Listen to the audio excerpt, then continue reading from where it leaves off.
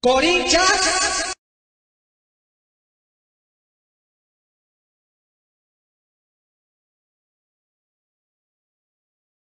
Salve, salve, fiel torcida, tudo bem? Tá começando mais um Papo de Corinthians, nosso espaço para conhecer mais sobre a história do nosso Coringão. Hoje, entrevistada é o professor Celso Musetti, que é pesquisador, ajudou estuda muito a história do Corinthians, foi consultor no Memorial do Corinthians e no Museu do Futebol. E hoje a gente vai conversar com ele sobre um período da história do Corinthians, do quarto centenário, até o título de 77, que é tão importante. Boa tarde, Celso. Boa tarde, professor. Boa tarde. Boa tarde, tudo bem com vocês? Tudo bem, pessoal? É um prazer estar com vocês. Muito obrigada. Celso, para a gente começar, já que a gente vai falar do Corinthians, vamos falar da sua relação com o Corinthians.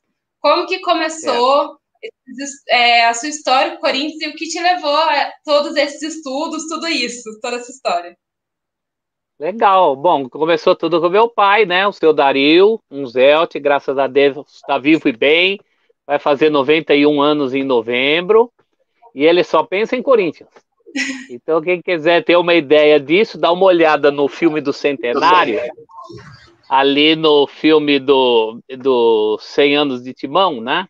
Quando tem um trecho que aparece um senhor no Memorial do Corinthians dando uma entrevista para mim sobre o Teleco, que foi o artilheiro dos anos 30, que fez com que ele virasse corintiano. Aquele senhor é o meu pai, o seu Dario, 91 anos, filho de um São Paulino, que era o seu Paulo, meu avô, que o levou uma vez num jogo Corinthians e São Paulo, mas aí, como sempre, quem ganhou foi o Corinthians. E o Teleco encheu a caçamba do São Paulo de gol naquele dia, e o meu pai era pequenininho, apontou para o campo e falou para o meu avô: pai, eu sou daquele lá, eu sou do calção preto.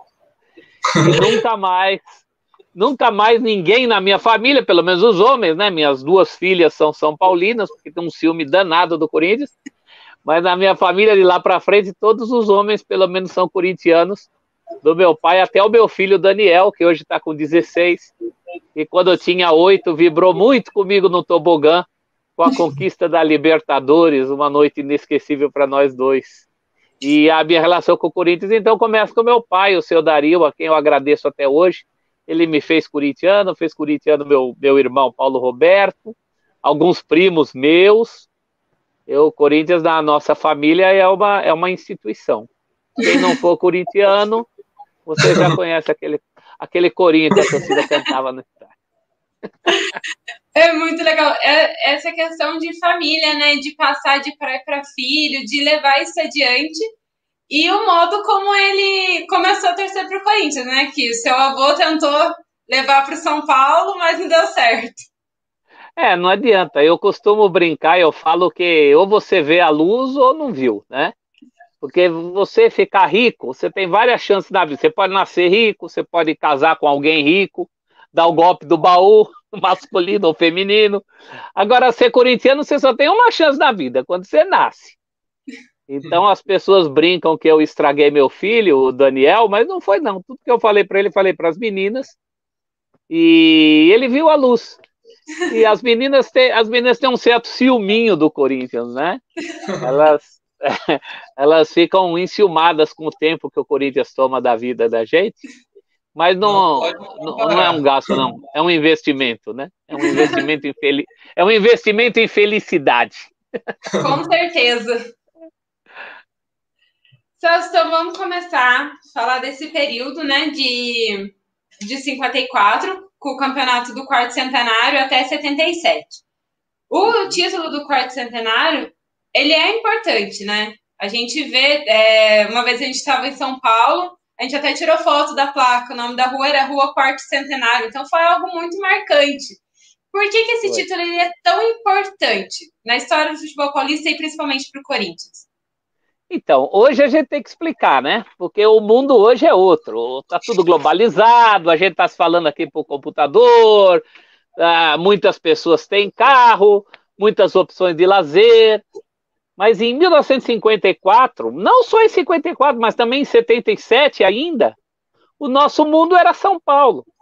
O Campeonato Paulista era o máximo que a gente acompanhava. Para você ver um gol de um campeonato do exterior, levava dias, às vezes meses. Nós estamos falando de uma época com pouquíssimos aparelhos de televisão, 54, né? 77 já tinha mais, mas 54, pouquíssimas pessoas em São Paulo tinham televisão, a televisão tinha chegado em 50.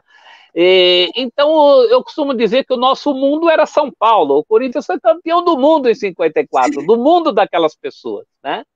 E também em 77, que era mais importante do que até a Libertadores, que o Corinthians jogou em 77, e ninguém deu bola, que caiu fora. Todo mundo queria era o título paulista, porque seu vizinho era palmeirense, era São Paulino, às vezes era santista.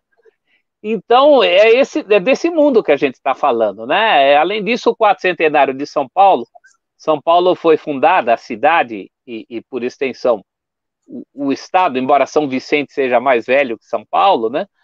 Mas São Paulo foi fundada em 1454, 1554, né? Para dar 400 anos. E em 1454 não tinha nem Brasil, né? O Cabral não tinha chegado aqui. É 1554. E então fazia 400 anos, isso transcendeu o futebol. Teve muitas comemorações sobre o quarto centenário. A avenida que você viu com o nome de quarto centenário, a inauguração do Parque Ibirapuera, a Catedral da Sé foi inaugurada, ainda que incompleta, ia ser completada só em 67, mas já teve inauguração da Catedral da Sé, teve a chamada Chuva de Prata, comemorando os 400 anos da cidade, papéis prateados com o símbolo do quarto centenário foram jogados do alto de aviões. Então houve uma série de comemorações dos 400 anos de São Paulo, e no futebol, quem ganhasse o campeonato daquele ano seria o campeão do famoso quarto centenário, né? No caso do Corinthians, que já tinha sido campeão do campeonato de 22, que era o campeonato da independência do Brasil, o centenário da independência. No caso do Corinthians, o Corinthians passou a ser conhecido como o campeão dos centenários, porque em ano de centenário, em ano de comemoração barulhenta, o Corinthians era o campeão.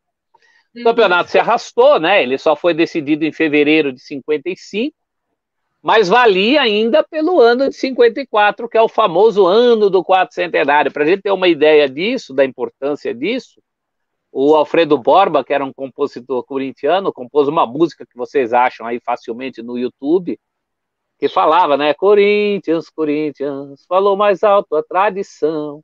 Corinthians, Corinthians, por 100 anos serás o campeão. E significa que só vai ter um campeão do quinto centenário em 2054. Espero que vocês vejam. Eu também tenho alguma chance de ver, já que eu sou de 68. Faltarão 14 anos para eu ter 100. Se eu tiver 86, ainda pego aí o campeonato do quinto centenário, mas a gente sabe que hoje o campeonato paulista, propriamente, não tem aquele peso daquela época, né? O que só valoriza o título do quarto centenário do Corinthians. Com certeza o campeão do quinto centenário não será tão importante. Então, respondendo essa sua pergunta, era isso, era todo um contexto. Todo mundo queria ganhar o tal do título do quarto centenário, mas só o Corinthians conseguiu. Então, esse ponto, né, do próximo centenário, do quinto centenário, era algo que a gente queria abordar. Porque aquela época, vocês disseram o mundo, aqui São Paulo era tudo. Então, hoje em dia tem essa desvalorização do campeonato paulista. A gente vê até, brinca esse ano, né, que o Palmeiras foi campeão, mas para eles esse ano é o Paulistão, mas até 10 anos atrás era Paulistinha, né? Então tem essa variação. É natural, né? Porque os conceitos hoje são outros, né? O futebol brasileiro passou a ser nacional, até internacional, com disputas que não existiam, como a Libertadores, o Mundial de Clubes. Tem muita gente hoje que torce para time estrangeiro. Imagino que corintiano não. Corintiano torce para o Corinthians. Mas tem uns caras aí que torcem para 2 times, né? Para Arsenal. É mais ou menos como acontecia antigamente com os times de outros estados. E os times cariocas, principalmente, né? Os torcedores do Brasil tinham 2 times. Então, mudou muito o jeito de enxergar futebol. E, claro, hoje se tem mais opções de lazer, né? O futebol já não é tudo. Para essa geração, e até a minha geração, o futebol era tudo que a gente tinha. Era o nosso único lazer. A gente só pensava em futebol o tempo inteiro, né? E Então, tudo também isso deu um peso para aquele título, né? E também para o de 77. hoje em dia, os times com o Campeonato Brasileiro, os campeonatos internacionais, né? Então, como o senhor mesmo falou, perdeu um pouco do brilho do Paulista, né? Que era mais forte naquela época.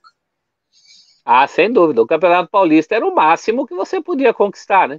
Mesmo o torneio Rio-São Paulo era encarado como um torneio, uma competição preparatória. O pessoal brincava que era campeonato Michuruca de um turno só. O Campeonato Paulista era o que ocupava a maior parte do calendário, isso durante muitos anos, mesmo em 77, 22 anos depois. O Campeonato Paulista de 77 começou em fevereiro e foi acabar em outubro. A gente passou o ano inteiro acompanhando aquilo, né? O Corinthians disputou a Libertadores naquele mesmo ano. O brasileiro começou muito depois, dias depois do Corinthians ser campeão paulista. Mas o que a gente gostava mesmo era de acompanhar o Campeonato Paulista, porque aqui estavam os rivais, né? Aham. Professor, e o elenco de 54 era um esquadrão, né? Gilmar, Idário, Cláudio. Gilmar Homero, Olavo, Idário, Goiano e Roberto, Cláudio Luizinho, Baltazar, Rafael e Simão. Na final não jogou o Olavo, jogou um reserva chamado Alain. Então a escalação da final, não, que não era final, era ponto corrido, né? Mas eram jogadores que entraram para a história do Corinthians. A gente vê que quando estão para cair esses recordes, aí o Cássio tem batido muito recorde de partida, né? Um pouquinho antes o Ralf. Todo jogador que quer desbancar alguém, geralmente desbanca esses caras aí, porque eles jogaram muitas partidas, né? O Gilmar dispensa apresentação, maior goleiro que o Brasil já teve, pelo menos até o Cássio. Campeão mundial na seleção brasileira em 58 como jogador do Corinthians. Depois foi bicampeão pela seleção em 62, mas aí ele já estava no Santos, né? O Gilmar jogou 10 anos no Corinthians, de 51 a 61. Fala-se muito do Gilmar no Santos, mas ele jogou 10 anos no Corinthians e 10 no Santos. E o Idário era um lateral muito raçudo, né? Eu, quando era pequeno, meu pai falava esses nomes para mim, eu ficava encantado, porque eu achava uns nomes assim, que as pessoas não têm mais hoje em dia, né? Homero. Falava, nossa, um nome homérico. Idário, Olavo, Goiano, que era raçudo, Roberto Belangeiro, que era o centroavante, hoje volante clássico. E ali, três dos maiores jogadores que o Corinthians já teve, o Corinthians teve a felicidade de ver esses jogadores atuando juntos, né? Cláudio, Luizinho e Baltazar, Pequeno Polegar, Luizinho, Cláudio, que até hoje é o maior artilheiro, Baltazar, o cabecinha de ouro, jogou nas Copas de 50 e 54 pelo Brasil, deu samba do Alfredo Borba, que eu já citei, né? Gol de Baltazar, salta o cabecinha, 1-0 no placar. O técnico era o Oswaldo Brandão, que era aquele homem. Oswaldo Brandão é um mito, né? Ele volta em 77 para devolver o título, já mais velho. Nesse meio tempo também tinha voltado e tentado, não conseguiu. Mas então são figuras míticas que ficam na memória da gente, né? Eu comecei a aprender essas coisas, era pequeno, meu pai contando. E é emocionante a relação que esses jogadores tinham com o Pacaembu, com a torcida do Corinthians, com os corintianos mais velhos. Muitos deles aí já não estão mais entre nós, né? O tio Túlio, o tio do meu pai, tinha a Gazeta Esportiva do dia seguinte do 400º, e eu, quando era criança, ia na casa dele, sempre pedia para ver o jornal, e um dia eu visitei ele já velhinho, doente, ele me deu o jornal, sabia que era a última vez que a gente ia se ver, e eu guardo esse jornal aqui na minha casa com muito carinho. São memórias de corintianos, muitos deles não estão mais entre nós, mas gente que viveu esse período todo que a gente está falando aí. Você citou o Cássio, né, que é um dos grandes ídolos da atual geração agora, nossa, assim, mais novo que está acompanhando. Mas esses primeiros 50 anos do Corinthians, teve esses grandes nomes desse campeonato de 54, mas o considerado o maior ídolo daquela época seria o Neco, ou esses jogadores da década de 50 já superavam ele em questão de ídolo? Essa discussão sempre existiu, né? Eu acho que para concorrer com o velho Neco, a gente está falando de um cara que estava lá na fundação do Corinthians. Ele era menino ainda, mas jogava no terceiro time. Antigamente tinha primeiro, segundo e terceiro time, né? Da primeira vez que o Corinthians jogou, ele estava lá no terceiro time, em 1910, mas no fim de 1913 ele já entra no time e fica até 1930. Quer dizer, são 17 anos de amor à camisa. O Neco deu a primeira bola do Corinthians, era uma bola que ele já tinha, ele deu a própria bola dele para o clube, pagava mensalidade. Dizem que uma vez o clube estava ameaçado de ter os seus bens penhorados. O Neco comandou uma invasão à noite para salvar os móveis e os troféus, senão ia ser tudo penhorado por quem o Corinthians tinha dívida, né? E não à toa o Neco tem uma estátua no Parque São Jorge, já desde 1929, 30, aquela estátua está lá, e ele, durante muitos anos, foi o único a merecer uma estátua. E dessa Sim. turma toda de 54, eu acho que aquele que faz mais, que briga com ele nessa condição de maior de todos, é o Luizinho, o pequeno polegar. O Luizinho é um símbolo. Eu não vi o Luizinho jogar, mas pelas referências que a gente tem, e tem alguma coisa no YouTube, lá um Corinthians e Bayern, ele dá um baile nos alemães, umas cenas coloridas de uma excursão, ele já mais veterano, em 59, mas o Luizinho era esse tipo de jogador que o corintiano gosta, que é o cara que sabe jogar e é raçudo, e bota a canela ali, gente como o Tevez, mais recentemente, gente que eu vi jogar como o Everton, nos anos 80, como o Palinha, campeão de 77, porque para ser ídolo no Corinthians não basta ser craque. Tem muito craque que não conseguiu ser ídolo no Corinthians.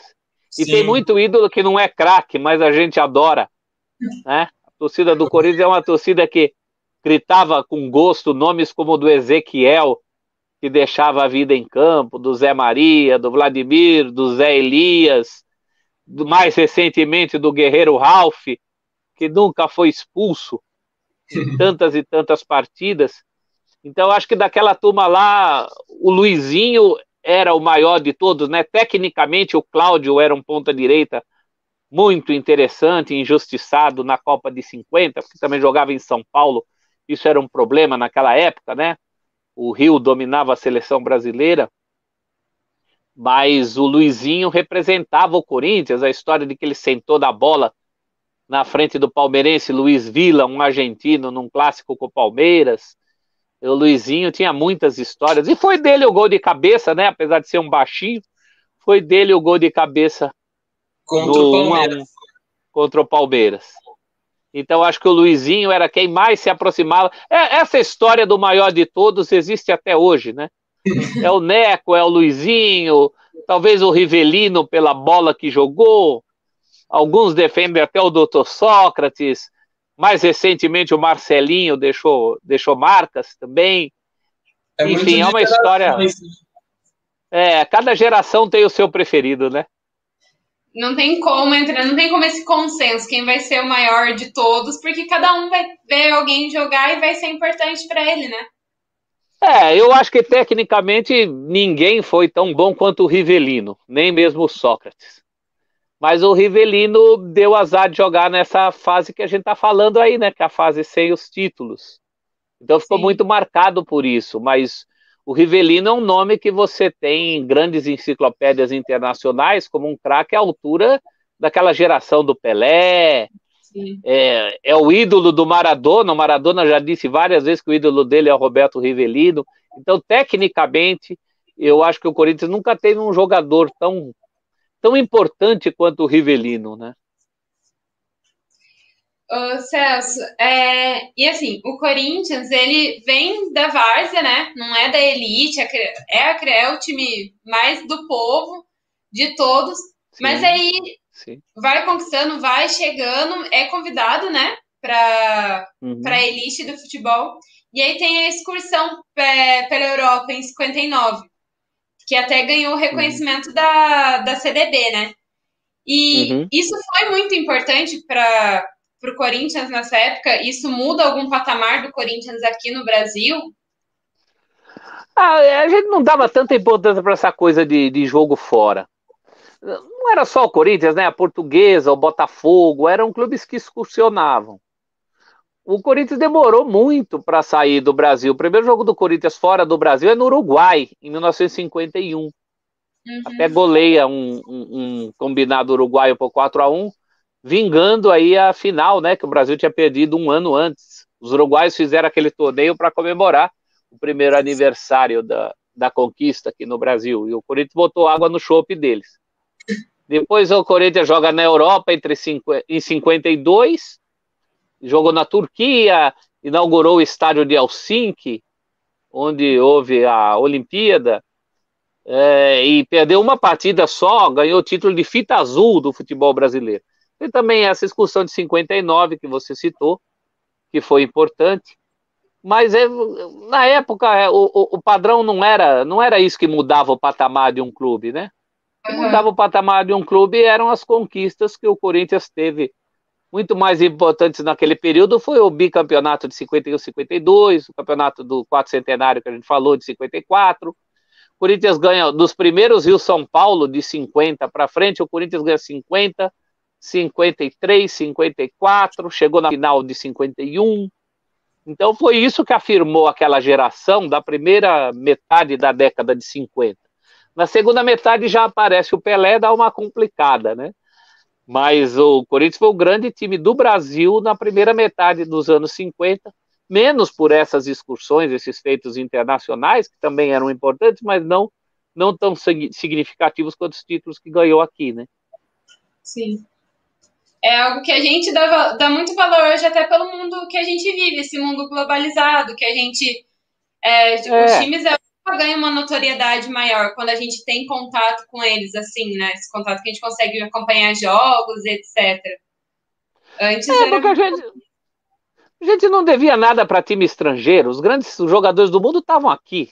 O jogo entre Santos e Botafogo tinha a seleção campeã do mundo, do Brasil, toda jogando aqui.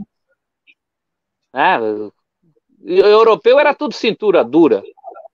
Não tinha esse conceito. E aprendeu o que com aqueles caras lá? Depois virou esse negócio que vocês conhecem hoje, mas o futebol que se jogava era aqui. Sim. Ô Celso, a gente falou de craque, de alto nível no time. Teve o Garrincha, né? O Garrincha teve uma passagem pelo Corinthians, mas ele não teve tanto sucesso. Você acha que é porque ele não ganhou essa notoriedade por causa desse período que ele passou, ou porque ele já chega com mais de 30 anos e tal? O grande problema do Garrincha era físico, né? Ele tinha os joelhos baleados. Sim. De tanto que ele levou paulada dos backs e de tanto que o Botafogo dava injeção para ele não sentir dor, porque o Garrincha era uma atração nas excursões e ele precisava estar em campo. Então ele pagou uma conta muito, muito alta por isso, né? Na verdade, o Garrincha, depois da Copa de 62, já não era mais o mesmo Garrincha. A vinda dele para o Corinthians em 66 faz parte de um plano de recuperação dele, inclusive para a seleção brasileira. Ele chega a disputar a Copa de 66 pela seleção, faz um gol de falta contra a Bulgária. Ele disputa aquela Copa como jogador do Corinthians. Sim. Mas já não era mais o mesmo jogador. E o Corinthians também lutava desesperadamente já há 12 anos por um título, né? Era o 12º ano o Corinthians tentando o título que não vinha nunca. Foi o ano que o Corinthians passou a ser chamado de Timão, porque então o presidente Vadielu destinou uma verba alta para o departamento de futebol, não trouxe só o Garrincha, trouxe o zagueiro Ditão da Portuguesa, que foi muito importante do Corinthians também, trouxe um volante chamado Nair, que jogou por algum tempo no Corinthians, então montou-se aquele timão. O Garrincha jogou pouquíssimas partidas pelo Corinthians, acho que 12 pela última conta que eu fiz, fez uma grande exibição contra o São Paulo, ele chega em março, mas logo fica à disposição da seleção brasileira até a Copa, em junho. Então, pelo Corinthians ele atua muito pouco, né? Um número muito pequeno de partidas. Ele foi um jogador importante. O ano que ele veio para o Corinthians foi o ano que o Corinthians foi campeão do Rio-São Paulo e dividiu o título, não foi? Nesse mesmo ano, né? Ele é um dos campeões do Rio-São Paulo, né? O Corinthians é campeão do Rio-São Paulo de 66, junto com Santos, Botafogo e Vasco. Mas não houve tempo para desempatar a disputa. E o último jogo, o Corinthians podia ter sido campeão sozinho, porque o último jogo foi um Corinthians e Santos, 0-0. O Garrincha sofre um pênalti. Do Zito, tem até a foto do Zito fazendo pênalti no Garrincha. E o Corinthians perde esse pênalti contra o Santos. E o jogo fica 0-0. Um jogo que, inclusive, o Corinthians acaba com 11 contra 9 e não consegue derrubar o desgraçado do Tabu, que também foram 10 anos sem ganhar do Santos, só foi ganhar em 68, né? Eram histórias, o próprio Garrincha perde um pênalti contra o Palmeiras nos últimos minutos, o Palmeiras ganha aquele jogo por 2-1, então eram pelo menos 2 lances ali que o Corinthians poderia ter acabado aquele Rio-São Paulo sozinho em primeiro e não acabou. Mas mesmo assim o Garrincha tem esse título pelo Corinthians, como o Rivelino também fazia parte desse elenco, foi campeão do Rio-São Paulo em 66, né? Junto com Vasco, Botafogo e Santos. Você citou, né, o tabu contra o Santos, que teve a oportunidade de acabar com esse tabu aí e não acabou. O Pelé contra o Corinthians. Ele realmente corria muito, ele ia muito bem, ou era parte dessa época do Corinthians, que é uma época que parecia que as coisas não saíam certo, não dava certo? O Pelé era Pelé contra todo mundo, mas contra o Corinthians ele era mais Pelé ainda. Ele gostava, não sei se era o espírito do artista que gostava de jogar de casa cheia, mas o fato é que ele tem 51 gols em 50 jogos contra o Corinthians. A média de gols dele é de 1 por partida. Isso é um recorde sul-americano. Ninguém fez gols em um clube, mais gols em um clube do que ele fez no Corinthians. Era um período, 2 vezes ele chegou a fazer 4 gols num jogo. Em 64, o Corinthians esteve muito perto de ser campeão, e um dos jogos-chave foi um jogo com o Santos, que terminou 7-4 para o Santos. E o Pelé naquele dia marcou 4 gols, ou seja, se ele não joga era 4-3 para o Corinthians. O Corinthians teria feito 4, Santos só 3. Então era uma coisa muito... Marcou época essa história do Pelé. E ele mesmo diz, eu tive a oportunidade de entrevistar, ele falou que nunca teve nada contra o Corinthians, até leva na brincadeira. Desconfio até que ele era corintiano na infância, viu? Ele nunca quis falar isso. Uma vez perguntei, ele saiu para lavar a mão, disfarçou, voltou. Conversou. Quando ele era criança, ganhou lá um jogo de botão do Matia, e ele jogava com o botão do Corinthians. Tem até no filme do centenário do Corinthians, a gente entrevistou o Pelé, aparece ele gritando gol de Baltazar, que era o que ele gritava com o jogo de botão dele, né? O irmão dele, o Zoca, tinha um botão do Palmeiras e ele um botão do Corinthians, então ele contou essa história.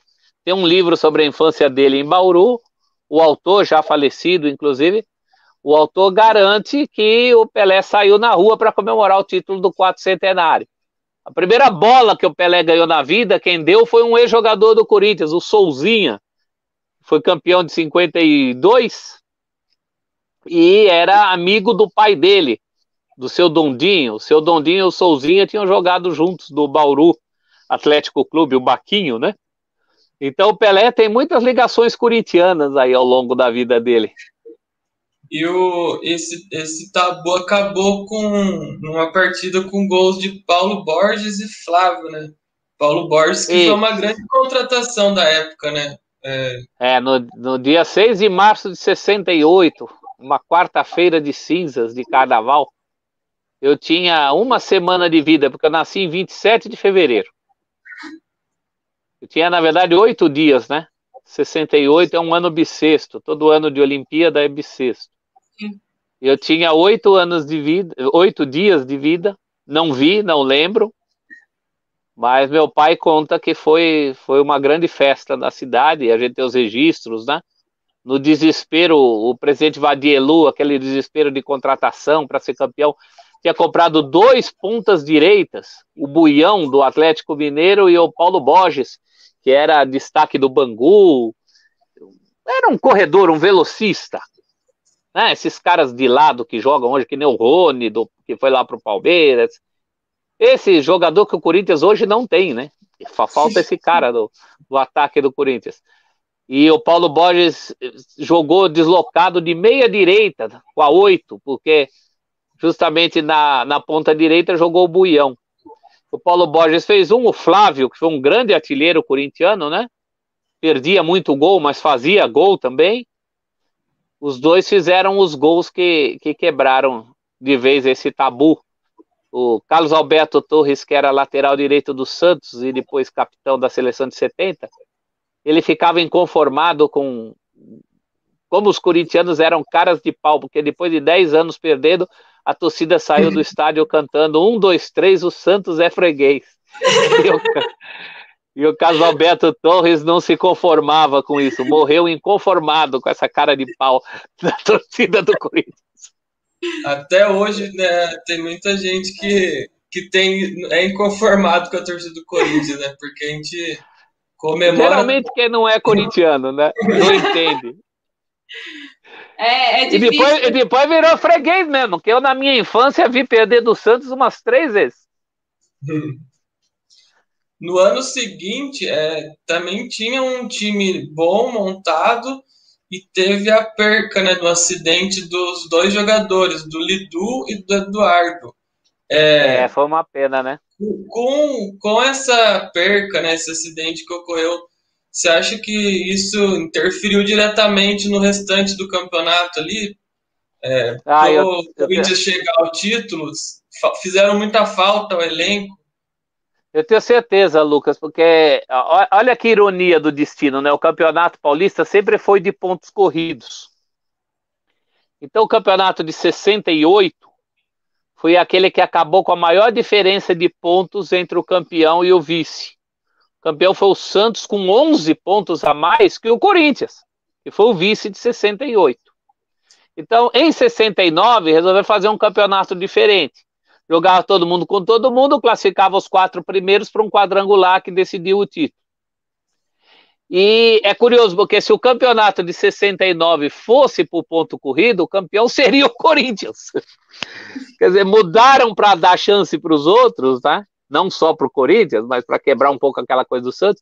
E no fim, o Corinthians seria o campeão. Mas aconteceu o que você falou, né? Um trágico acidente da Marginal, capotou o Fusca onde estavam o Lidu e o Eduardo. O Eduardo era um ponta-esquerda carioca, que se destacou na América do Rio, chegou à seleção brasileira. No Corinthians ele estranhou um pouco, mas já estava se ambientando quando acontece o acidente, né? Ele fazia um campeonato muito bom. O Lidu era um lateral direito firme, daquele do estilo que depois veio o Zé Maria, que o Corinthians foi buscar em Londrina. Mas o Lidu era lá de Presidente Prudente, tinha jogado na Prudentina. E o Corinthians perde os 2 de uma vez. E tem o episódio de pedir licença na federação para inscrever 2 novos jogadores. E aí precisaria de unanimidade dos votos, né? E só o representante do Palmeiras, o Jimenez Lopes, José Jimenez Lopes, só o representante do Palmeiras teria votado contra. E aí tem aquela teoria de que o apelido de porco veio daí, que alguns falam que o presidente Vadielu teria dito porco. Eu não acredito nisso, porque o Vadielu era um cara truculento, político lá do partido da ditadura militar, mas eu não lembro de ter registro do Vadielu ter se referido assim a outros clubes. O fato é que veio essa história do porco, se não nasceu ali, ela foi reavivada, né? Porque essa história do porco já vinha desde lá da Segunda Guerra Mundial, principalmente por parte da torcida do São Paulo em relação ao Palmeiras, né? Não tanto a do Corinthians, que o Corinthians também teve sempre muita gente de origem italiana, e isso era uma coisa pejorativa aos italianos da guerra. Mas teve todo esse desdobramento, o fato é que o Corinthians não consegue repor esses jogadores à altura, e aí fica em último naquele quadrangular, né? Perde os jogos para Palmeiras, São Paulo e Santos, e o campeonato de 69, que pintava tão bem, acaba também perdido ali. Era o ano 15. Ô, Celso, essa questão de ter sido um dirigente do Palmeiras que não autorizou a entrada de 2 novos jogadores, a rivalidade entre Corinthians e Palmeiras aí já era muito acirrada? Isso afetou algo na rivalidade? Não, a rivalidade já vem desde antes deles jogarem pela primeira vez, né? Eles jogam pela primeira vez em 1917, Mas se você pegar os jornais da véspera do jogo, os jornais já falam em expectativa e já falam em rivalidade entre os dois. Antes mesmo de jogar, eles já eram rivais. Porque eram filhos da mesma árvore, né? Quando não tinha o Palestra Itália, grande parte dos corintianos, principalmente do Bom Retiro, era formada por italianos. Quando surge o Palestra, alguns italianos vão, outros ficam. E isso acontece até hoje. Tem famílias divididas entre corintianos e palmeirenses até hoje por conta desse começo, né? O Bianco, o jogador campeão pelo Corinthians, vai para o Palestra, mas já se falava em rivalidade desde a primeira vez que eles se enfrentaram. É claro que esse episódio de 69 é mais um, como foi mais um episódio do Viola imitando o porco em 93, como a gente acabou de presenciar mais um episódio, o Paulistinhas Day de 2018, com tudo que envolveu. E assim, a rivalidade vai sendo acrescida de coisas, mas não são necessariamente esses episódios que fazem a rivalidade. Ela já existe desde muito tempo, né? Só acirra um pouquinho mais, mas ela sempre existiu e sempre vai existir, né? Quando tiver o Corinthians e o Palmeiras... Eu acho que sim. O meu filho foi ensinado de que o maior rival é o Palmeiras. Uhum. Eu faço questão disso. Algumas pessoas confundem, acham que é a questão técnica. Ah, mas tem mais título disputado ultimamente contra o São Paulo ou com qualquer outro. Mas clássico, a palavra já está dizendo, é clássico. Clássico é uma coisa que independe do tempo. Um filme clássico, uma música clássica, isso não tem nada a ver com a atualidade. Se tivesse a ver com a atualidade, jogo com o São Caetano era clássico. Porque o São Caetano chegou a ser um clube, mesmo com a Ponte Preta, apesar de toda a tradição que tem, nunca chegou a ser clássico, né? Com a boca cheia, que a gente fala com a boca cheia. Ou com o Bragantino, que teve grande fase. Então não é isso que determina um clássico, né? Não são resultados. Sim. O clássico vem de longe. E Corinthians e Palestra vêm de longe, né? De muito longe. Mas avançando mais um pouco na história, agora a gente chegando em 71, tem a questão do Vagelu, que não tinha os títulos, então ele não conseguia conquistar, contratava bastante para tentar reforçar o elenco, mas ao mesmo tempo ele também tentava nos esportes amadores. Ele investia em outros esportes também, além do futebol. Esse investimento, ele colocar dinheiro em outros esportes, foi algo que o manteve na presidência do Corinthians também? Eu acho que mais até do que os outros esportes, e no basquete, por exemplo, o Corinthians tinha a seleção brasileira de basquete. Tinha Vladimir Marques e o Biratã jogando juntos, mais Rosa Branca, Mauri. O Corinthians ganhou, falava tanto de Libertadores, já nos anos 60 o Corinthians ganhou a Libertadores do basquete, foi campeão sul-americano de basquete. O basquete ocupou no coração do corintiano um lugar ali naquele tempo do futebol que estava vago. Agora, mais do que o investimento em outros esportes, o Vadielu investia muito na área social do clube, né? Na ampliação do Parque São Jorge. Essa questão do clube social era muito importante, pelo menos até os anos 80, porque não tinha essa história de prédio com piscina, com quadra. Isso daí é uma coisa relativamente recente. Antigamente, se as pessoas queriam se divertir, elas iam ao clube. Hoje não. Né? Hoje os prédios têm quadra, tem piscina, mas até os anos 80 era muito importante investir em clubes sociais. O Juventus era talvez o maior clube social da América Latina, com mais de 100 mil sócios, 200, sei lá quanto que chegou. Isso é sempre difícil de quantificar. O Corinthians era muito importante, principalmente para a Zona Leste, e ainda é, né? O Corinthians tem um peso de lazer para a Zona Leste muito grande. Então, o que aconteceu foi isso. Algumas administrações, como a do Vadi, elas dedicavam um esforço ao clube social e estava sempre essa questão, mas não era por falta de investimento, né? O Corinthians investia. O Corinthians trouxe o Almir Albuquerque em 60, aí não o Vadielu, mas o Vicente Mateus pagou pelo Almir o equivalente a um prédio que ele tinha lá no Tatuapé. Depois, claro, pegou o dinheiro de volta, não é besta, mas ele ele fez esse investimento. O Corinthians trouxe, como a gente falou, o Garrincha. O Corinthians montava times que não ficavam atrás dos outros. Claro, ficava atrás do Santos, que era um ponto fora da curva. Mas mesmo nesse período, o Corinthians, nos clássicos, não deixava a desejar. Continuava ganhando do Palmeiras, como sempre ganhou, equilibrando com academia, sem academia. Os jogos eram equilibrados. O São Paulo também não conquistava títulos porque estava construindo o Morumbi, né? Então isso dava uma desfalcada no caixa. Mas foi uma fase assim que não faltou esforço, faltava sorte, virou um grande case da cultura pop, né? Não era só quem acompanhava futebol que acompanhava essa história do Corinthians, virou marchinha de carnaval, né? Doutor, eu não me engano, eu não sabia mais o que fazer, troquei meu coração cansado de sofrer, né? Você assistia programas na televisão, faziam piada em referência ao Corinthians, ao sofrimento, os bares tinham placas, fiado só quando o Corinthians for campeão. Então virou um fenômeno social. O Corinthians foi definido na época como o mais importante, o mais interessante personagem do teatro do futebol paulista. E olha que aqui tinha o Santos e tinha o Pelé, hein? Então o Corinthians era mais do que futebol. Era uma questão que ocupava a vida das pessoas numa época em que a cidade estava em crescimento, em ebulição. Vieram muitos migrantes para cá. O Corinthians sempre acolheu essas massas, né? De operários, de negros, de nordestinos.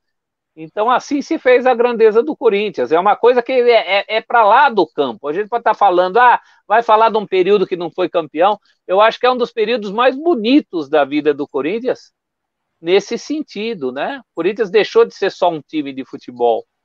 O Corinthians virou um caso social, um caso sociológico, antropológico, sei lá como é que os acadêmicos chamam isso, mas era verdadeiramente um objeto de estudo. Professor, nessa época do Vadi, o Vicente Mateus, ele já trabalhava junto da diretoria do Vadielu? Ele era diretor de futebol, algo assim? A história do Corinthians é uma história de um caudilho derrubando o outro, né? Um derruba o outro e fica 10 anos no lugar do cara.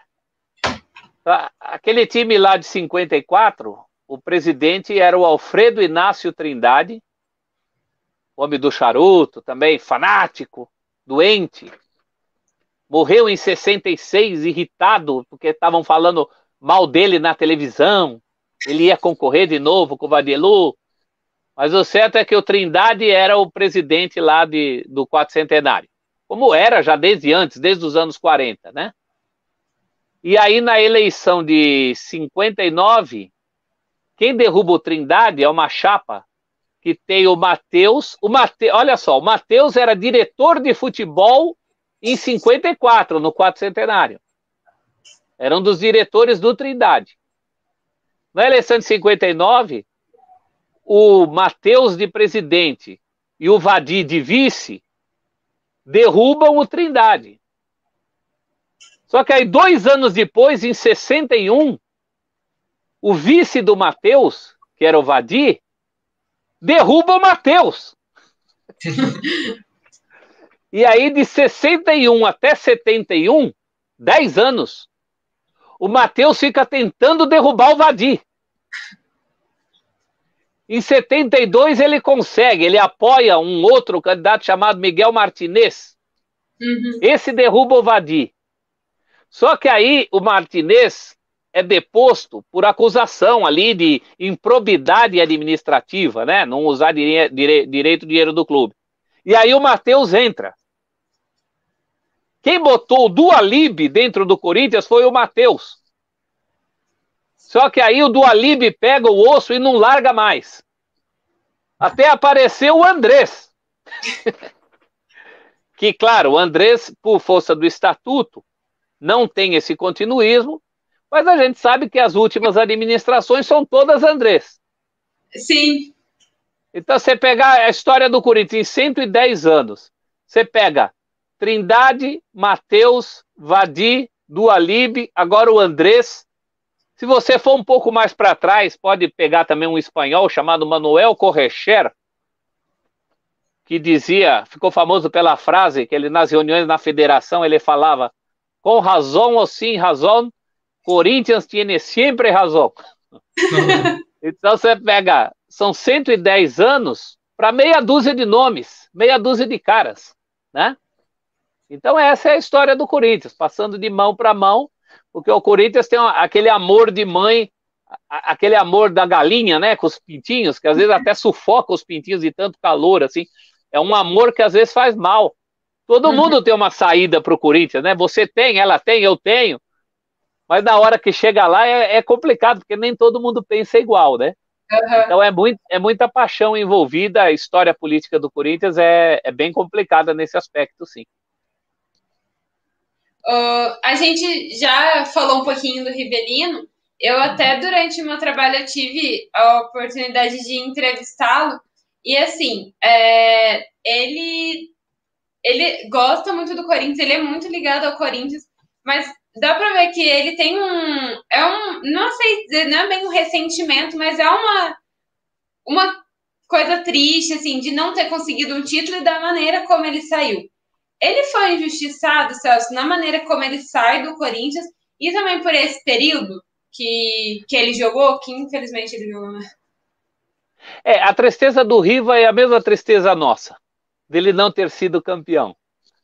Ela já foi uma tristeza maior, eu acho que o Riva está bem resolvido com isso, até porque o clube também prestou as devidas homenagens a ele, as últimas diretorias deram ali um busto, ele fez o primeiro gol na arena, coisa que ele não esquece, a foto do celular dele é a foto dele comemorando aquele gol na arena.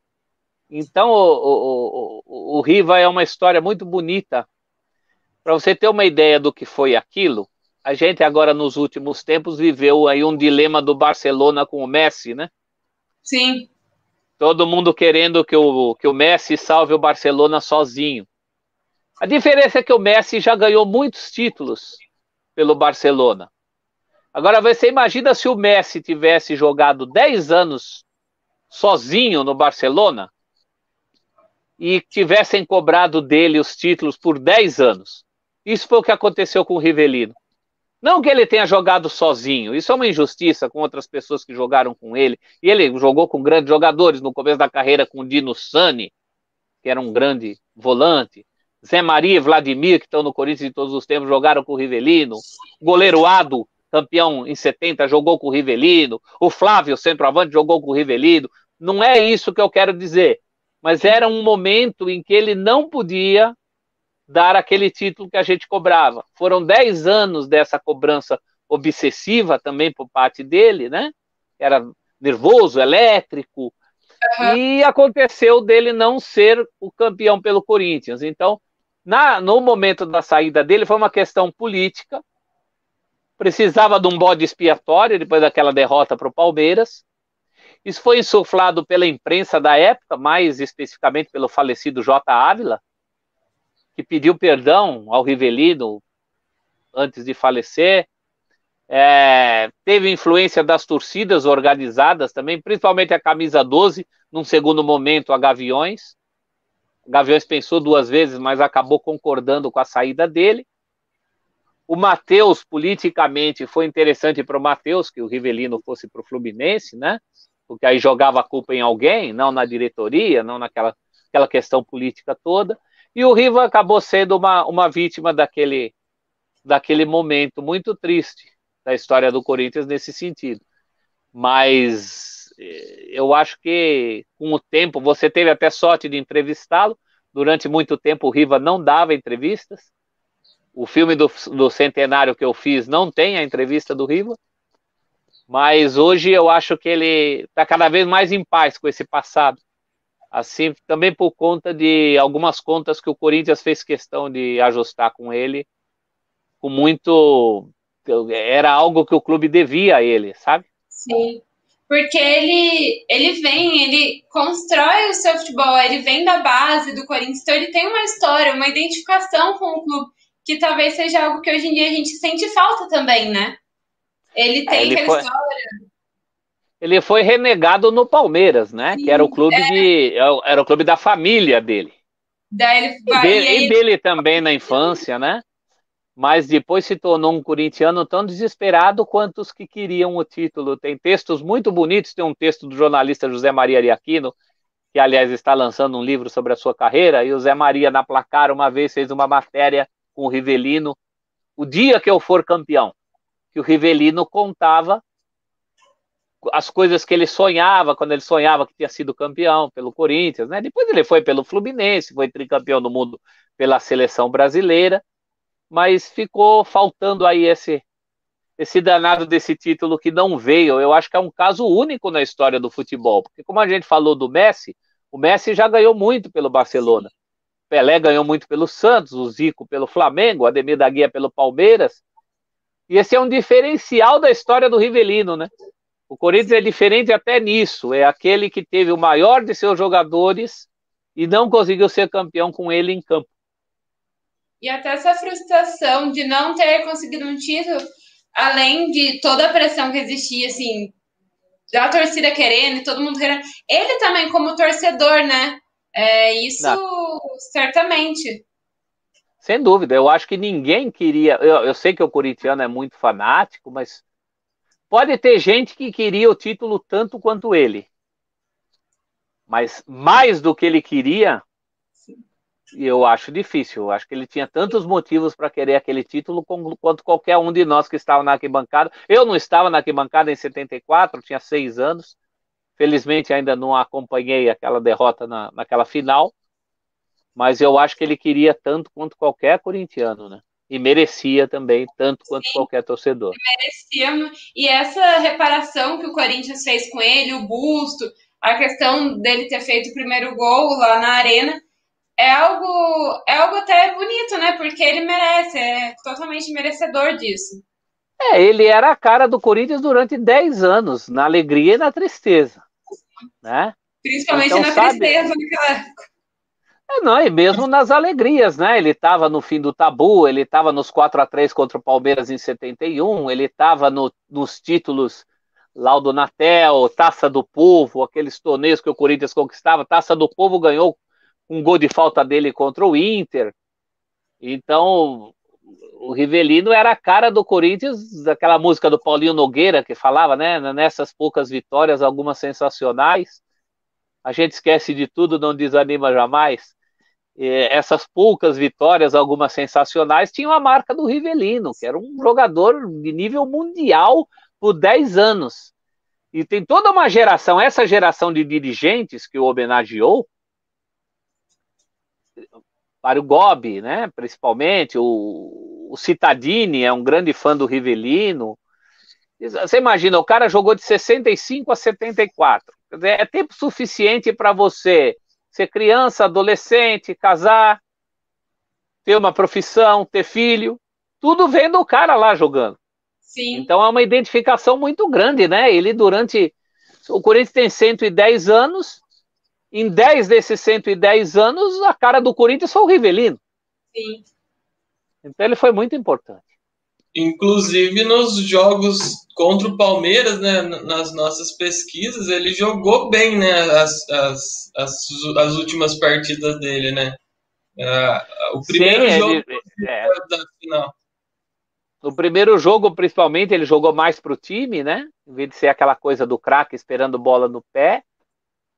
O primeiro jogo o Corinthians jogou bem, poderia ter vencido aquela primeira partida, que foi no Pacaembu. Acabou empatada 1-1. E aí tem o jogo no Morumbi, que é um jogo que, na verdade, ninguém jogou bem, né? É um jogo que estava caminhando para o 0-0 quando acontece o gol do Palmeiras, no Morumbi, com um gramado recém-plantado, fofo. Foi um jogo feio, uma tarde nublada, sem grandes chances de gol. E aí ele foi pego como bode expiatório, né? Professor, o apelido que a gente tem de Reizinho do Parque é em ligação ao que já tinha o Rei Pelé e criou o Reizinho do Parque devido a isso ou não? Diretamente em relação a isso e dá a diferença de idade entre eles também, né? O Rivelino é 6 anos mais novo que o Pelé é de 40, o Rivelino é de 1º de janeiro de 46. Então era Reizinho por isso, mais pela idade, que ele vinha depois. Ele foi o herdeiro do Pelé da camisa 10 da seleção brasileira, né? na Copa de 74, ainda como jogador do Corinthians, ele é o 10 da seleção brasileira, na Copa na Alemanha.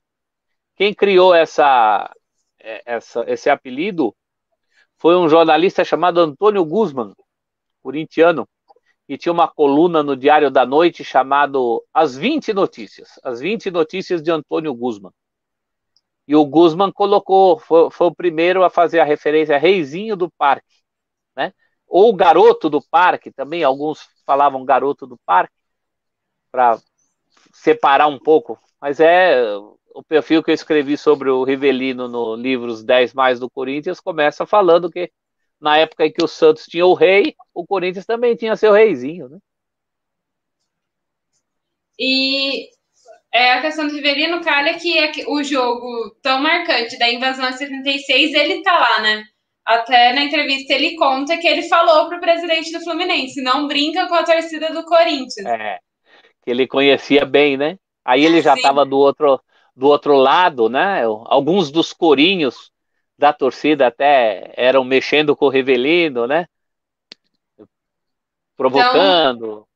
Então, esse jogo da final, professor, foi decidido nos pênaltis, né? Isso. Da semifinal. Da semifinal.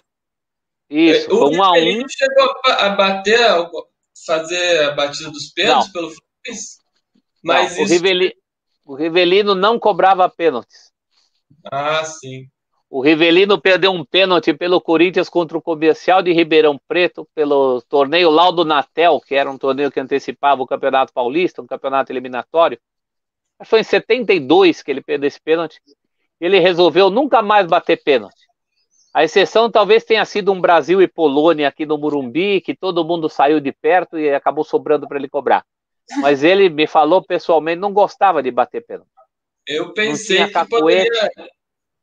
que poderia ser por ser o Corinthians do outro lado, ele não quis, mas então ele já não tinha esse... Ele não batia pênaltis nem pelo Corinthians. Entendi. A final de 74, se terminasse empatado o jogo, teria ido para os pênaltis. Sim. E na época, o jornal publicava os nomes de quem bateria em caso de penalidade. E se você pegar o Estadão do dia anterior, 21, ou mesmo 22 de dezembro, que é o dia do jogo, você vai ver que o nome do Rivelino não está entre os batedores do Corinthians. Ele não gostava de bater pênalti. Ele fez gol até do meio do campo, na saída, no Parque São Jorge, jogo Corinthians e América de Rio Preto, primeiro jogo de 74, desse campeonato, que o Corinthians perdeu a final.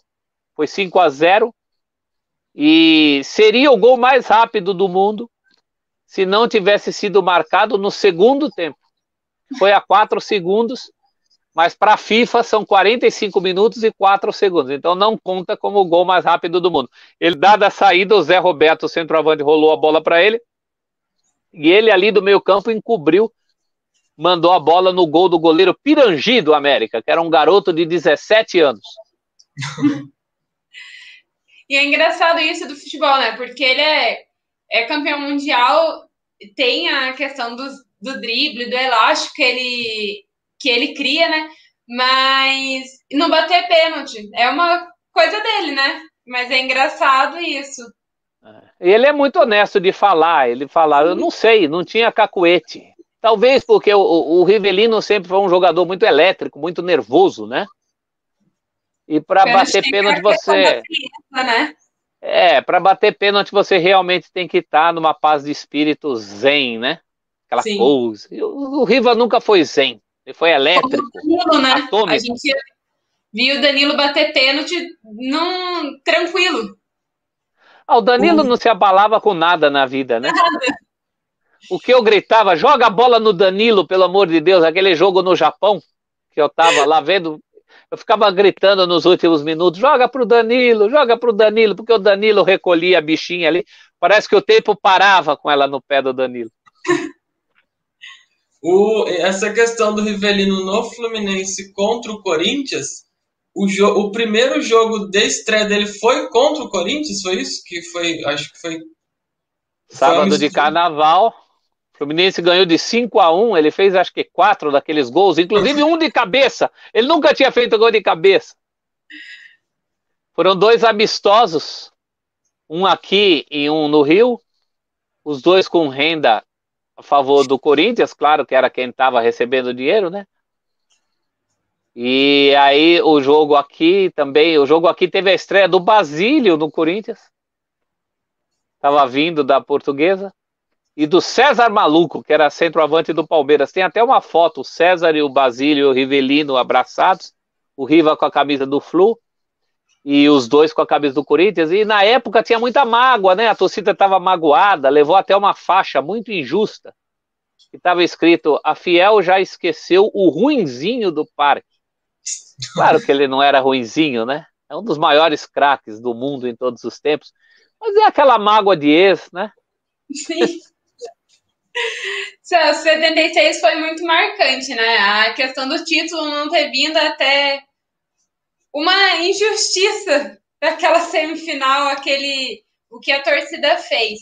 Mas, sem dúvida, é algo que vai estar para sempre na história, a invasão, tudo, né? Aquilo foi por mais que tenha quem negue, né? Tem quem queira diminuir, falar que não foram 70 mil, que as torcidas do Flamengo, Botafogo e Vasco ajudaram. Tá bom, que não seja 70, que seja 50, que seja 30. Aquilo ficou, tá marcado. Tem charge do Ziraldo, da criança falando: mãe, caiu um corintiano na minha sopa, de tanto corintiano que tinha no Rio. Nelson Rodrigues fez uma crônica dizendo que se sentiu estrangeiro na doce terra carioca. Temos fotos, temos vídeos, tem muito registro, né? Aquilo foi um fenômeno social, em véspera de racionamento de combustível. O país tinha racionamento de combustível, logo depois passou a fechar os postos de gasolina de fim de semana, e mesmo assim queimaram uma gasolina e um diesel que não foi fácil. Foi gente de bicicleta, tem registro de gente que foi a pé, de navio, de trem, ainda tinha trem para o Rio de Janeiro. Aquilo foi uma coisa fantástica, e a derrota para o Inter depois só não foi mais dolorida porque a gente sabia que reconhecidamente o Inter do Falcão era o melhor time do Brasil, né? Tanto que foi bicampeão brasileiro. Mas mesmo assim o Corinthians deu um sufoco lá, chutou bola na trave, teve uma bola que o juiz deu gol na cobrança de falta, que bateu na trave e no chão, e não tinha VAR, mas o juiz deu gol, e foi gol mesmo, mas não foi uma coisa assim tão fácil de se ver, né? Então o Corinthians vendeu caro aquela derrota para o Inter.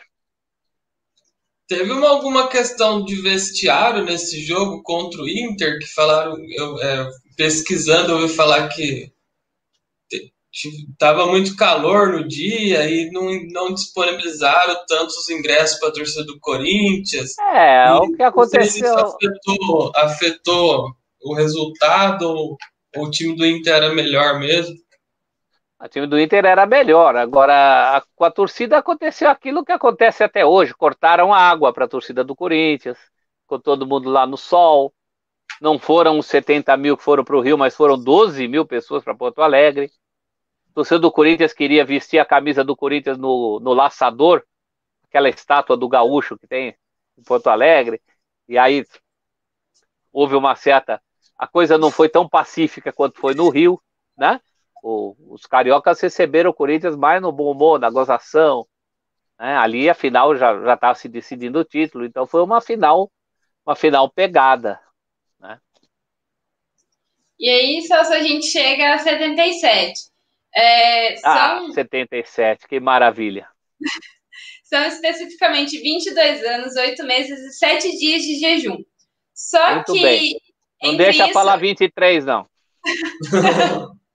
Eu falei pro Lucas, vamos falar certinho, porque não são 23 anos, tem essas especificações. E aí, mas entre isso, como a gente já citou na nossa conversa, teve esses torneios, teve essas taças que o Corinthians foi campeão. Mas a torcida queria o título tão importante que era o Paulista, né? Então, você sabe que quando foi para a final do Brasileiro, em 76... tinha até aquela coisa, falar assim, puxa vida, mas será que vai ser campeão brasileiro antes de ser campeão paulista? Porque a gente quer tirar sarro do palmeirense, do São Paulino, do Santista, não do torcedor do Inter. Hoje até tem essa rivalidade com o torcedor do Inter, né? Que tá todo mundo online aí, Mas naquela época, para você achar um colorado era duro. Professor, até inclusive dessa questão da importância do Paulista, o Jejum contra o Santos foi também, de 11 anos, foi só em campeonatos paulistas, né? O Corinthians chegou a vencer o Santos em outros torneios, né? Venceu, inclusive, com Pelé e tudo. Venceu 4 vezes, venceu 2 do torneio Rio-São Paulo. Ganhou do Santos numa final de campeonato, que era a Taça São Paulo, uma espécie de Copa do Brasil do Estado, eliminatória, que foi disputada durante a Copa de 62. Claro, o Santos estava com o time reserva, porque os craques estavam na Copa de 62. Mas o Corinthians ganhou várias vezes do Santos. E o tabu começa, o jogo 1 do tabu, que não é vitória do Santos, é um empate por 3-3, é o jogo que valeu a posse definitiva da Taça dos Invictos de 57. O jogo histórico que o Corinthians estava desfalcado, tão desfalcado que o Paulo, que era centroavante, jogou de lateral direito. Esse jogo o Corinthians precisava pelo menos empatar para fazer ali o número de 25 jogos e conquistar em definitiva a Taça dos Invictos, que era dele, né? O Corinthians tinha ganho em 56. E estava 3-2 para o Santos, e no último lance, o Paulo, mesmo jogando de zagueiro, vai lá para frente e faz o gol de empate de 3-3, é um jogo histórico, o Corinthians ganha a Taça dos Invictos, teve muita festa, mas mal se sabia que aquele era o jogo 1 do tabu, né? O jogo sem vitória contra o Santos. Mas mesmo aquele foi um jogo histórico para o Corinthians. Pelé saiu chorando, estava em começo de carreira. Esse troféu da Taça dos Invictos ainda tem até hoje, professor? Ainda é entregue ao time? Ele perdeu a importância até os anos 90, a gente falava da Taça dos Invictos, mas ele era muito ligado ao jornal, a Gazeta Esportiva, que hoje não existe mais, existe só o site, né? O próprio Campeonato Paulista, a fórmula do Campeonato Paulista com menos jogos, não possibilita mais você ter essa brincadeira de superar a marca. Você precisaria juntar vários campeonatos para dar aqueles números de jogos de antigamente, né? Uhum. Então, tudo isso diluiu a importância. Então, em 77, que é o ano mágico. Ano 1 meu como torcedor também. Eu tinha 9 anos. Eu não acompanhava futebol. Eu gostava de ler gibi, não jogava bola com as crianças. Mas 77 foi impossível escapar, porque só se falava nisso. Eu já me considerava corintiano, não gostava de futebol, mas gostava do Corinthians. E aí comecei a ver jogos, o primeiro jogo que eu tenho lembrança mesmo, que foram 3 jogos na final com a Ponte. Eu lembro do segundo, que a Ponte ganhou de virada 2-1 no recorde de público do Morumbi. Eu lembro de estar vendo esse jogo na televisão, com medo danado que o Dicá cobrasse falta, e no fim ele foi lá e fez um gol de falta. Aí provocou o terceiro jogo, né? Esse campeonato, professor, o Oswaldo Brandão, ele volta para a equipe do Corinthians, certo? No meio do campeonato. A chegada dele mudou comissão técnica ali. Isso foi fundamental também, né, para chegar até esse título no final contra a Ponte, né? Essa mudança de comando ali da equipe. O técnico anterior era o Duque, que morreu agora há pouco, com 90 anos. E o Duque tinha sido o técnico da invasão corintiana lá de 76, né? Em dezembro. E o Duque era um técnico folclórico, diz que ele fazia rituais com charuto, e vela preta, e galinha, e diz que na véspera daquele jogo com o Fluminense lá, fizeram lá um ritual no hotel, queimou a cortina do hotel, e deu um barulho danado. E o Duque tinha isso, além de também ser um bom técnico de futebol, com passagem pelo Cruzeiro, pelo Náutico, pelo Fluminense, pelo próprio Corinthians. E o Duque era o técnico até março, quando o Corinthians traz o Palinha, do Cruzeiro, na época o jogador mais caro do Brasil, acho que foram 7 milhões de dólares, tinha até uma série de televisão Ciborgue, o homem de 6 milhões de dólares, botaram o apelido do Palinha de homem de 7 milhões de dólares. Tal. E na estreia do Palinha de manhã, o Corinthians perde do Guarani de 3-0 no Morumbi. Um jogo de manhã que botou 60 mil pessoas numa manhã de domingo. E aí o Duque cai. E o Brandão assume, inclusive a estreia do Brandão é num jogo da Libertadores com o Inter aqui, que terminou 1-1. Primeiro jogo do Corinthians em Libertadores. Aí o Brandão volta, ele tinha voltado em outras vezes nos anos 60, entre o fim de 64 e 66, por exemplo, o técnico do Corinthians era o Brandão. Ele foi o campeão daquele Rio-São Paulo esquartejado lá. Só que dessa vez ele voltou, a coisa deu liga, né? A coisa deu liga, o time foi andando, e até tem uma passagem antes das finais, o Corinthians estava num grupo, classificava só um para decisão com a Ponte Preta, o Corinthians perdeu do Guarani, no Pacaembu, perdeu de 1-0, um gol sem querer de um jogador do Guarani chamado Ziza, a bola bateu na bunda dele e entrou, um gol de bunda do Ziza, e aí com aquela derrota, o Corinthians teria que ganhar do Botafogo em Ribeirão, da Portuguesa, para chegar no último jogo com o São Paulo. O São Paulo estava 1 ponto na frente, o Corinthians tinha que ganhar para passar o São Paulo. Naquela época era 2 pontos por vitória, não eram 3. Então a única chance que o Corinthians tinha depois daquela derrota era ganhar as 3 partidas. 3 partidas muito difíceis. O Botafogo de Ribeirão Preto tinha sido o campeão do primeiro turno, era o time do Sócrates. A Portuguesa era clássico o jogo com a Portuguesa.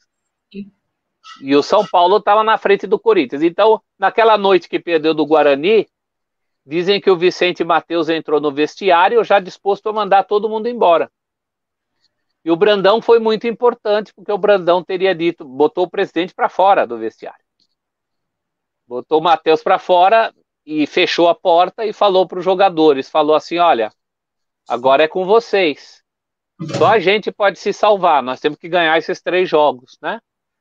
E foi o que aconteceu. O Corinthians ganhou em Ribeirão com o gol do Romeu, num jogo que tinha um público pequeno, porque não se botava tanta fé que o Corinthians ainda tivesse chance. Ganhou numa 4ª ou 5ª noite da Portuguesa no Morumbi com o gol do Geraldão, meu ídolo de infância. Também tinha pouca gente, umas 12 mil pessoas. Mas no domingo com o São Paulo, que era o pulo do gato, para ganhar para ir para a final, aí tinha mais de 100 mil. Aí estava todo mundo de novo acreditando. E aí o time embalou para o título. Mas tudo começa com aquela reação do Brandão, né? Ele foi muito importante para aquela conquista, sim. A gente leu o livro do professor José Teixeira e lá fala dos métodos inovadores que usaram, que certamente influenciou também, que é a questão do estudo de rendimento dos atletas, análise de números e até a ciclobiologia que a gente foi atrás para tentar entender um pouco. Isso, biorritmo. E aí é interessante que assim, são coisas que parece que era para acontecer naquele momento, né? Que funcionou ali e que é muito legal essa inovação, mas que funcionou muito bem naquele momento. É muito importante essa sua lembrança do professor José Teixeira, recentemente falecido, um grande estudioso do futebol, né? Como técnico. Depois ele foi técnico do Corinthians também, entre 78 e 79. Ele praticamente deixa o time que é campeão de 79 na mão do Jorge Vieira.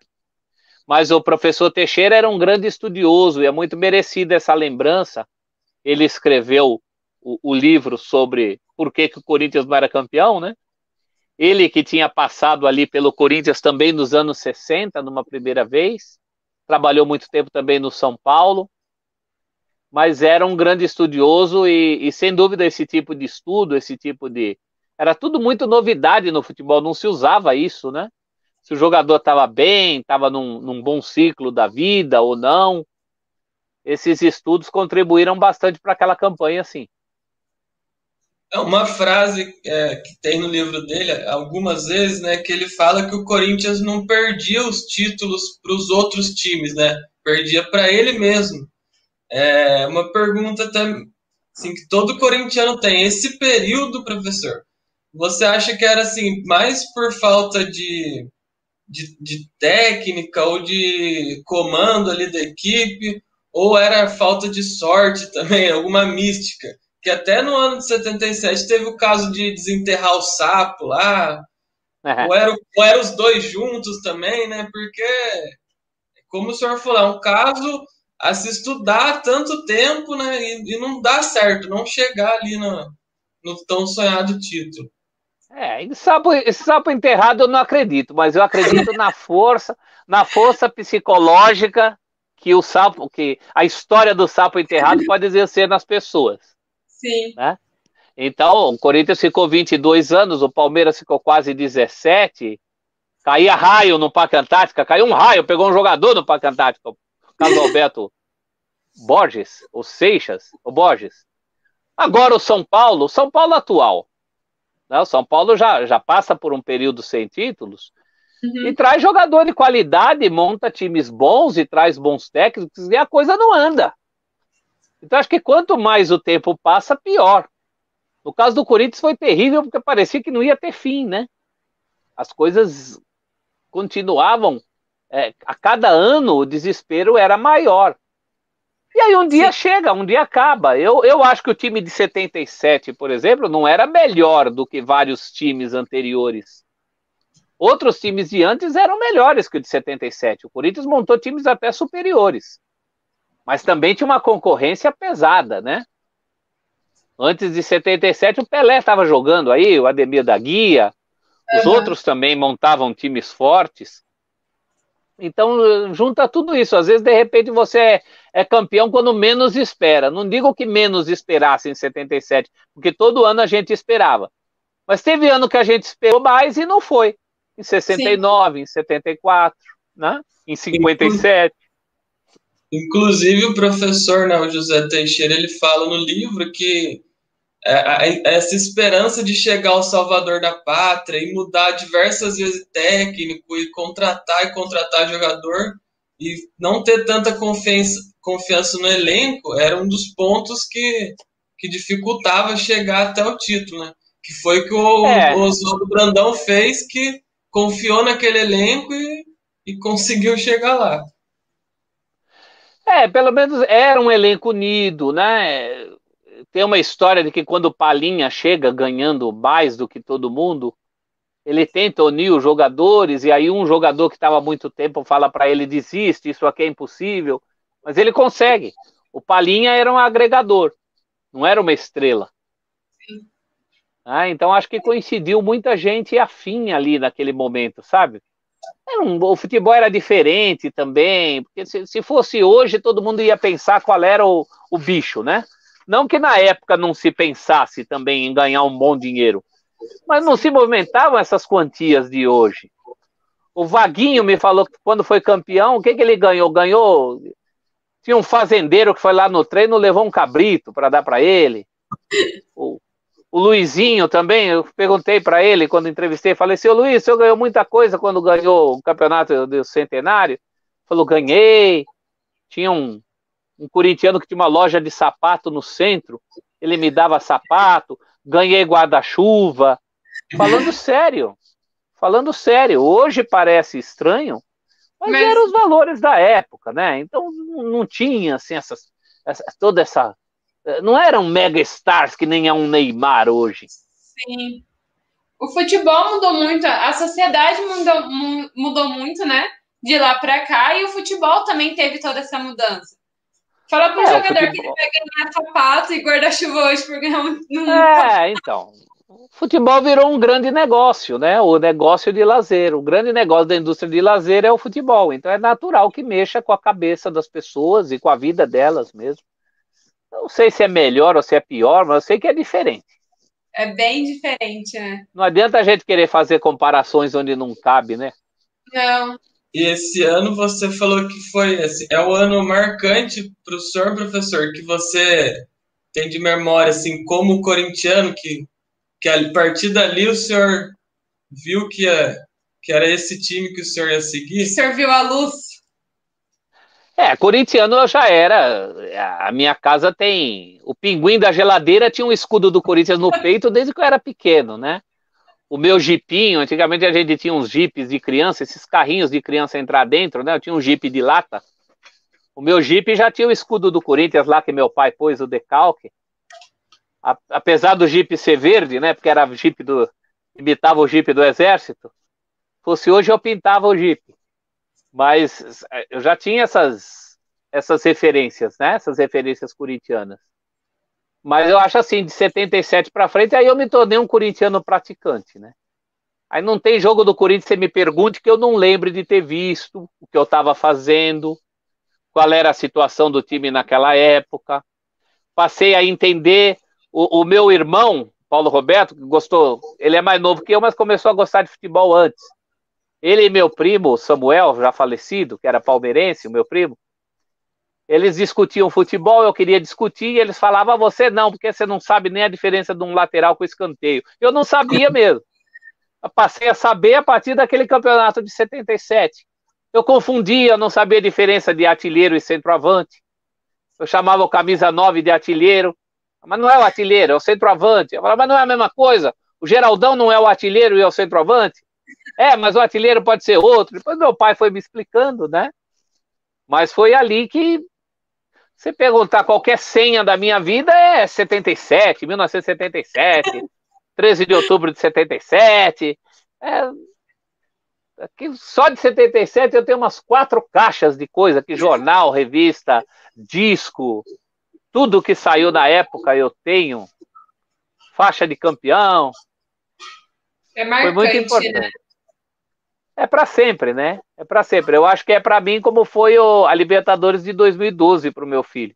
Sim. Meu filho tinha 8 anos quando a gente estava no tobogã, na noite que o Corinthians ganhou a Libertadores. E então, ele era pequenininho, falou para mim, pai, você não sabe há quanto tempo eu espero por isso. eu dei risada, falei, desde quando, filho? Aí ele falou uma data lá que ele sabe de cabeça, que era o dia do jogo com o Tolima. E eu falei, você não imagina eu há quanto tempo espero por isso, né? Então, professor, estamos 1h30 quase, para finalizar, assim, a gente tem feito esse trabalho, né, de tentar recordar um pouco desses fatos, da história. Eu queria saber do senhor, assim, o senhor é o referência em todas as nossas pesquisas, está o nome do senhor lá. Qual que você acha a importância de fazer, de ter esse trabalho de aprender mais da história do Corinthians, se isso falta, essa identidade, se perder algum tempo nos dias de hoje, sabe? Em questão de jogador, até de dirigente, se falta mais deles aprender mais dessa história, né, do passado. Bom, eu se fosse dirigente do Corinthians, cada funcionário do Corinthians, não só jogador de futebol, mas principalmente jogador. O cara vem pro Corinthians, eu falava assim, vem cá. Dava para ele um vídeo, preparava um vídeo. Quando eu comecei a trabalhar na editora Abril, tinha um negócio chamado Projeto Integração. Na época era uma fita VHS que mostrava o que era a editora Abril. A história da editora Abril, quem trabalhava lá, os valores, quais coisas que você tinha que saber para ser importante para você como funcionário. No Corinthians eu faria a mesma coisa. Faria um vídeo, falaria assim, ó, isso é o Esporte Clube Corinthians Paulista. Essa desvalorização. Em relação a dirigentes, já falei 1000 vezes que com um mês de salário que eles gastam aí com um jogador que às vezes não dá certo, eles montavam um departamento histórico para a vida inteira. O departamento cultural do clube hoje está bem entregue na mão de pessoas muito, muito apaixonadas, né? Eu acho muito legal ter lá gente no memorial como Fernando Warner, como o Silvio, que está restaurando as fotos, colorizando fotos, como a Tânia, que cuida do memorial. Já tivemos o Davi, que era um guardião ali da história alvinegra, mas ainda é coisa de abnegados, daqueles 3 ou 4. Eu acho que, inclusive, entre os torcedores, as pessoas hoje trabalham muito da mão para a boca, né? Então eu faço esses programas de televisão e tenho que aguentar na rede social gente dizendo que eu sou anticorintiano porque estou criticando o time. Até de palmeirense já me chamaram. Eu dou risada, né? Porque é aquilo, o cara trabalha só da mão para a boca. Ele acha que o Corinthians é só isso que ele está vendo aí hoje na televisão. E em alguns casos, ainda bem que não é, né? Porque o time às vezes entrega uns resultados abaixo do que a gente gostaria. Uhum. Então é isso, é muito legal ver gente jovem como vocês preocupada em saber que o Corinthians é muito grande, né? Muito grande na história do futebol brasileiro. É uma coisa, é um fenômeno mesmo, uma paixão, um pedaço muito importante da vida da gente. É muito legal esse resgate que vocês estão fazendo aí. Contem sempre comigo, porque vocês precisarem. Muito obrigada. Ô, Celso, mas assim, agora a última para finalizar. O que é o Corinthians para você? Depois de toda essa conversa, toda essa história, o que o Corinthians representa para você? É tudo, é minha relação familiar com meu pai, com meu irmão, é a minha profissão. Eu só sou jornalista hoje por causa do Corinthians. Jornalista esportivo, gosto de futebol por quê? Por causa do Corinthians. É uma grande ligação afetiva, né? Então o Corinthians é tudo nesse sentido. Você vai sempre ligar o Corinthians a alguma pontinha da minha vida, da minha história, do meu amor, como diz a música, né? Corinthians, minha vida, minha história, meu amor, e é isso mesmo. É uma parte integrante da vida da gente, não pode ser vendida separadamente. A gente pensa em Corinthians de manhã, de tarde, de noite, quando era criança, quando é jovem, adulto. Geralmente os jornalistas costumam falar que tem um time de infância, né?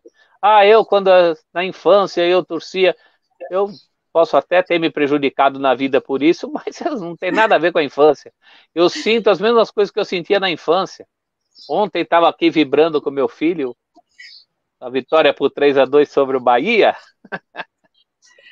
Graças a Deus, é isso, né? Os Celso. chutes do Otero de fora da área. Ó, mais uma história para contar para os netos, hein? Tinha um Celso, cara que chutava e toda vez que chutava a bola ia no gol. Ele é o Otero. Fazia tempo que não via um bom chutador assim, né? Não é? Desde o Marcelinho. Celso, a gente agradece muito a sua entrevista, a sua participação, você ter disponibilizado esse tempo para a gente. Não, o prazer é meu. Prazer é meu e faço. Legal, Lucas. Faço o voto que o trabalho de vocês continue. Muito obrigado, muito professor. Obrigada, a gente, professor. Como eu já falei, você é referência muito para esse nosso projeto. A gente está dividindo por etapas, né? A gente vai falar das histórias mais para frente até chegar no atual. Então, muito a participação do senhor, já aproveitando aqui o convite para participar das outras fases que a gente vai ter também. Boa, meninos. Muito bom. Um abraço para todos e vai, Corinthians! Vai, Corinthians!